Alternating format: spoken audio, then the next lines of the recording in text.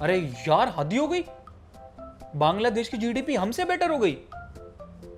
अरे पापा हमारे देश की जीडीपी इतनी नीचे गिर गई क्या? देख रहे हो कल का बांग्लादेश हमसे आगे निकल गया। अरे देश की इज्जत करनी सीखो, समझ गए? चाहे वो कोई भी देश हो, छोटा बड़ा कोई भी हो, देश तो देश होता है। कोई भी देश आगे निकल सकता है।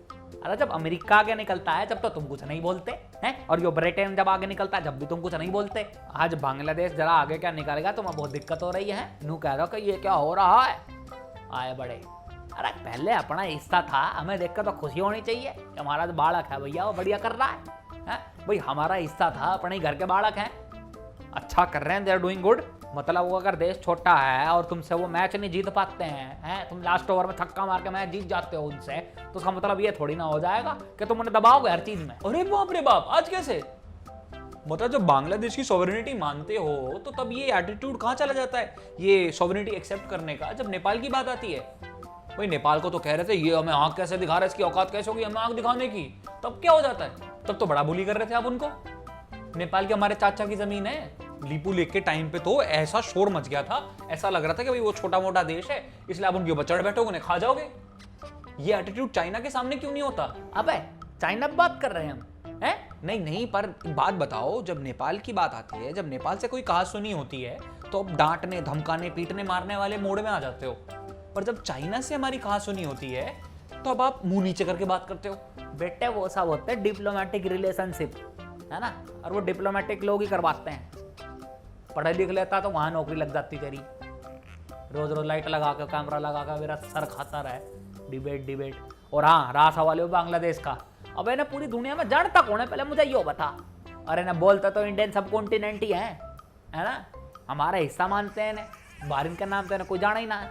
और भारत का नक्शा बनाते एक श्रीलंका था उन्होंने छोटा सा लटका ही दे, याद है स्कूल में बनाते थे वो, एक अपने में गिन लें हम। और आरएसएस का झंडा तो देखा ही होगा, अफगानिस्तान से लेकर इंडोनेशिया तक सारा का सारा आर्यवर्त है। अरे हम ये सिर्फ मैप ही बनाते रह जाएंगे और थोड़े दिनों में ये अफगानिस्तान, बांग्लादेश, इंडोनेशिया, श्रीलंका सब हमसे आगे निकल जाएंगे। बेटा ये तो तुम उछल रहे हो ना कि यो बांग्लादेश आगे निकल जाएगा, इंडोनेशिया आगे निकल जाएगा, ये वो फलाना।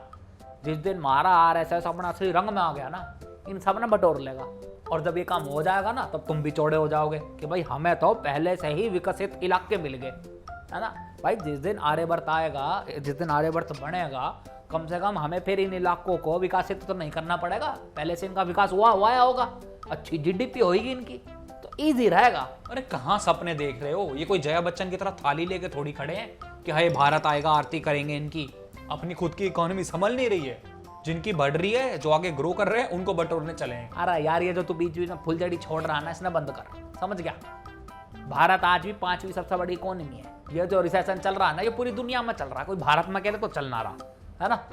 तो वर्ल्ड लेवल में बात किएगा। तो फिर ये छोटे मोटे जो देश है ये कैसे रिकवर कर गए? हम जैसा बड़ा देश कैसे अटक गया? हम तो 5th लार्जेस्ट इकोनॉमी है, हम कैसे अटक गए? हम तो उल्टा और नीचे जाते जा रहे हैं दिन पे दिन। अरे पागल, नुकसान तो बड़े देशों का ही होएगा। मान तू छोटा देश, मैं बड़ा देश है, मेरे पे लाख रुपए हैं, तेरे पे कुल 100 रुपए हैं। जब रिसेशन आओगा तेरा तो 2 ही रुपया गया, पागल मेरा तो 2000 रुपए चला गया। तो बता नुकसान किसका ज्यादा हुआ? मतलब स्कूल में सारा पैसा बर्बाद, इतना साल पढ़ाई करवाई, ये हाल है, मैथ भी ना हो गया। पर एक बात बताऊं, ये जो मामला है ना आज का तो है नहीं, आप चौड़े होते रहो 5th लार्जेस्ट इकोनॉमी ये वो, पर प्रॉब्लम ये है कि आप लोग एक पैरामीटर पर तो रहते ही नहीं, कभी इस पर कभी उस पर। तो सबसे पहली चीज ये कि एक पैरामीटर पे रहो, एक लाइन पे रहो, एक पे टिको ना।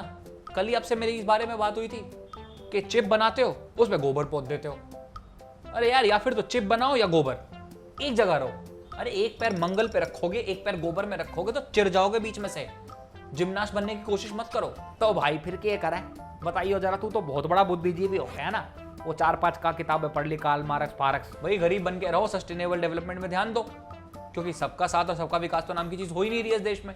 अंबानी जी आसमान छूते जा रहे हैं, माइग्रेंट्स रोज मर रहे हैं भूखे, किसी के पास पैसा नहीं है खाने को, काम नहीं है, किसी के पास नौकरी नहीं है, उनके धंधे चले जा रहे हैं, वो प्रॉफिट में ही आए जा रहे हैं। और अगर सुपर रिच वाला देश बनाना है तो फिर एक काम करो ना, भाड़ में जाए, किसी पे ध्यान ही मत दो, मरने दो लोगों को। थोड़े दिन भूखे रहेंगे, धीरे धीरे अपने मरते चले जाएंगे, फिर तो टॉपिक ही खत्म हो गया ना। अब बोल दो ना सुपर रिच वाला देश है भैया, भाड़ में जाओ सब। कह दो सबको कि सिर्फ हम तो अंबानी जी पे फोकस करेंगे, पर एक चीज बताओ, ये सब करने के बाद भी आपकी जीडीपी तो बढ़नी चाहिए ना भाई। ना तो आपकी जीडीपी बढ़ रही है, ना गरीब देश का वो है वो खुश है, वो भी दुखी है।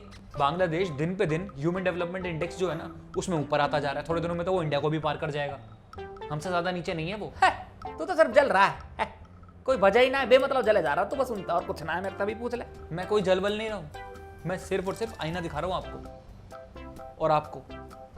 अगर इस बात को समझना चाहो तो समझो, नहीं तो गोबर इस पे भी एज यू विश। अगर आपको ये वीडियो पसंद आई हो तो इसे प्लीज लाइक करें, इसे शेयर करें और नीचे कमेंट जरूर करें आप क्या सोचते हैं इस वीडियो के बारे में, इस टॉपिक के बारे में, कि बांग्लादेश दिन पे दिन बेटर होता जा रहा है या बाकी देशों की जो हमारे आसपास के पड़ोसी देश हैं उनकी जो जीडीपी हमसे बेटर होती जा रही है।